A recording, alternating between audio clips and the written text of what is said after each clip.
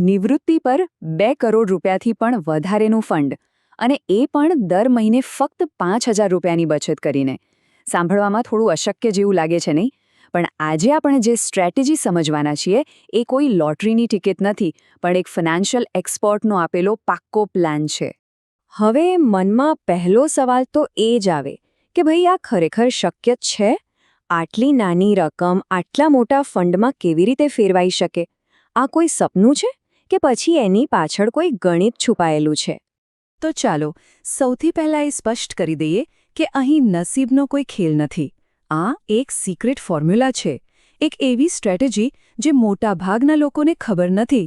ચાલો આ ફોર્મ્યુલાનું રહસ્ય ખોલીએ. આ શાનદાર સ્ટ્રેટેજી આપી છે ફાઇનાન્શિયલ એક્સપર્ટ અદ્વૈત અરોરાએ. એમણે આખા પ્લાનને મુખ્યત્વે 2 ભાગમાં વહેંચ્યો છે, જે સમજવામાં એકદમ સરળ છે, પણ એના પરિણામો ગજબના છે. ચાલો આ પ્લાનને સ્ટેપ બાય સ્ટેપ સમજીએ. અહીં જુઓ, આ પ્લાન કેટલું સિમ્પલ છે. પહેલા 15 વર્ષ સુધી દર મહિને 5,000 રૂપિયાની એસઆઈપી કરવાની છે. અને બીજું સ્ટેપ, એ તો એનાથી પણ સહેલું છે. આગલા 15 વર્ષ સુધી બસ રાહ જોવાની છે. કોઈ નવું રોકાણ નહીં, માત્ર ભેગા થયેલા પૈસાને પોતાનું કામ કરવા દેવાનું છે. હવે આમાં જે સૌથી ચોંકાવનારી વાત છે એ છે આપણું કુલ રોકાણ. 15 વર્ષ સુધી દર મહિને 5,000 રૂપિયા ભરતા આપણું કુલ રોકાણ કેટલું થશે? ફક્ત 9 લાખ રૂપિયા. જી હા, માત્ર 9 લાખ. આ આંકડો ખાસ યાદ રાખજો, કારણ કે અંતિમ પરિણામ આના કરતાં અનેક ગણું મોટું આવવાનું છે. તો પછી આ જાદુ થાય છે કેવી રીતે? 9 લાખ રૂપિયા 2 કરોડમાં કેવી રીતે ફેરવાય છે? વેલ, આ પરિવર્તન પાછળ એક જબરદસ્ત ફાઇનાન્શિયલ સિદ્ધાંત કામ કરે છે. કેટલાક લોકો તો એને દુનિયાની 8મી અજાયબી પણ કહે છે. અને આ શક્તિ છે કમ્પાઉન્ડિંગની. સાવ સાદા શબ્દોમાં કહીએ તો વ્યાજ પર પણ વ્યાજ મળવાની પ્રોસેસ. સમય જતાં આ પ્રોસેસ નાના રોકાણને અનેક ગણું મોટું બનાવી દે છે. આપણા પ્લાનના બીજા 15 વર્ષમાં આ જ શક્તિ મુખ્ય ભૂમિકા ભજવશે.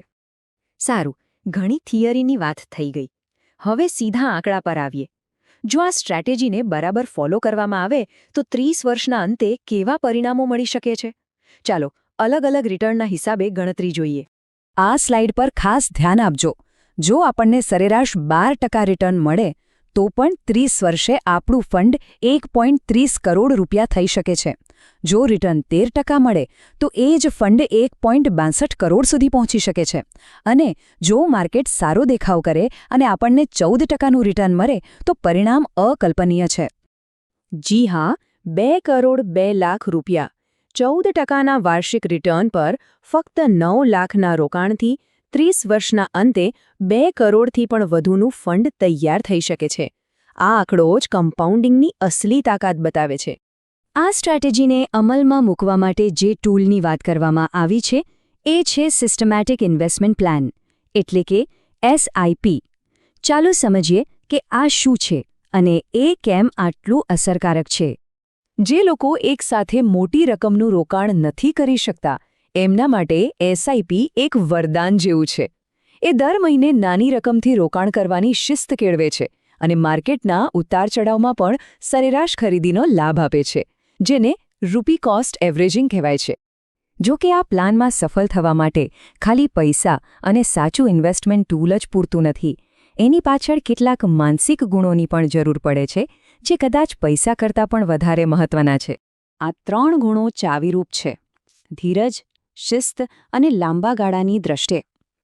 30 વર્ષનો સમયગાળો લાંબો છે. માર્કેટમાં ઘણા ઉતાર-ચઢાવ આવશે, પણ જે ઇન્વેસ્ટર ધીરજ અને શિસ્ત સાથે ટકી રહેશે એ જ અંતિમ મંઝિલ સુધી પહોંચશે. એક્સપર્ટ્સનું આ વાક્ય આખી સ્ટ્રેટેજીનો સારાંશ છે. સફળતાનું રહસ્ય માર્કેટને ટાઈમ કરવામાં નથી, પણ માર્કેટમાં ટાઈમ આપવામાં છે. એટલે કે બજારમાં કેટલો સમય પસાર કર્યો એ જ સૌથી મહત્વનું છે. તો આ આખી ચર્ચામાંથી આપણે શું શીખી શકીએ? સૌથી મોટો બોધપાઠ એ છે કે મોટું ફંડ બનાવવા માટે મોટી આવક હોવી જરૂરી નથી. આ સ્ટ્રેટેજી એ સાબિત કરે છે કે શિસ્ત, ધીરજ અને સાચા પ્લાનિંગથી કોઈ પણ સામાન્ય વ્યક્તિ પોતાના માટે નોંધપાત્ર સંપત્તિ બનાવી શકે છે. આ વેલ્થ ક્રિએટ કરવાનો કદાચ સૌથી સુરક્ષિત અને સરળ રસ્તો છે. અંતે આ સ્ટ્રેટેજી એ વાતનો પુરાવો છે કે સમય આપણો સૌથી મોટો મિત્ર છે. અહીં સવાલ એ નથી કે આ શક્ય છે કે નહીં, કારણ કે આંકડા તો આપણી સામે જ છે.